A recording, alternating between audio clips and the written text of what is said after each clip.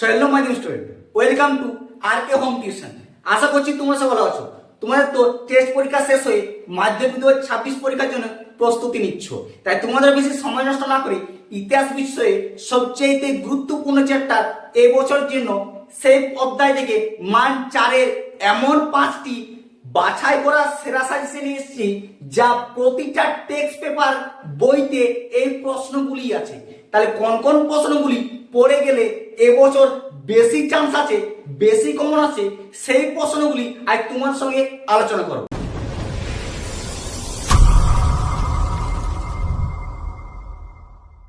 ষষ্ঠ অধ্যায়ে সাজেশনগুলি দেখার আগে তোমাদের কাছে ছোট্ট একটি অনুরোধ, চ্যানেলটিতে নতুন হলে সাবস্ক্রাইব করে দিও, আর সাজেশনগুলি ভালো লাগলে বন্ধুদেরকে শেয়ার করতে ভুলো না। আর হ্যাঁ, এই অধ্যায় থেকে মান 8-এরও আরেকটি ভিডিও তৈরি করা আছে।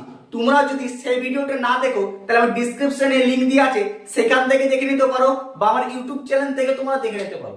চলো তাহলে বেশি সময় নষ্ট না করে আজকে সেই 5টি সেরা সাজেশন ঝটপট দেখিয়ে দিই। দেখো মাধ্যমিক স্টুডেন্ট, এই ষষ্ঠ অধ্যায়টি কেন তোমাদের সবচেয়ে বেশি গুরুত্বপূর্ণ, কারণ এই অধ্যায় থেকে তোমাদের 8 আর মান 4-এর প্রায় প্রশ্ন দেয়। দেখো প্রথম প্রশ্নটি সবচেয়ে গুরুত্বপূর্ণ হচ্ছে বঙ্গভঙ্গ বিরোধী আন্দোলনের সময়ে শ্রমিক শ্রেণীর ভূমিকা কিরূপ ছিল।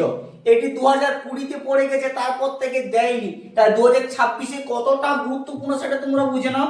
তাই 2026-এ মোস্ট ইম্পর্টেন্ট প্রশ্নটি দেখে রাখো। 2 নম্বর প্রশ্ন হচ্ছে বারদৌলি সত্যাগ্রহের প্রতি জাতীয় কংগ্রেসের কিরূপ মনোভাব ছিল। এটি 2025-এ পড়ে গেছে, তাও এটি দেখে রাখো যদি তোমাদের দিয়ে দেয় বাই চান্স।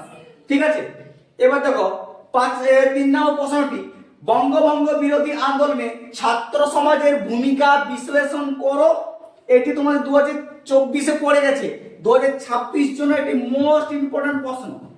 4 নম্বরটা হচ্ছে দেখো একা আন্দোলন সম্পর্কে আলোচনা করো, বা টিকাও দিয়ে দিতে পারে। এটি তোমাদের টিকাও দিয়ে দিতে পারে, 2026 জন্য মোস্ট বিশাল গুরুত্বপূর্ণ তোমাদের 4 নম্বর প্রশ্নটি একা আন্দোলন।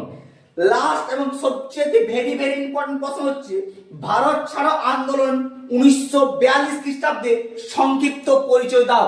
অথবা প্রশ্নটি দিতে পারে ভারত ছাড়ো আন্দোলনের সময় কৃষক আন্দোলনের অগ্রগতির পরিচয় দাও। এই যে তোমাদের 5টি প্রশ্ন দিলাম, ভালো করে প্র্যাকটিস চাও। এবছর তোমাদের 6 অধ্যায় থেকে 4 নম্বরের প্রশ্ন তোমরা পাচ্ছ এবং লেখিয়ে আসবে।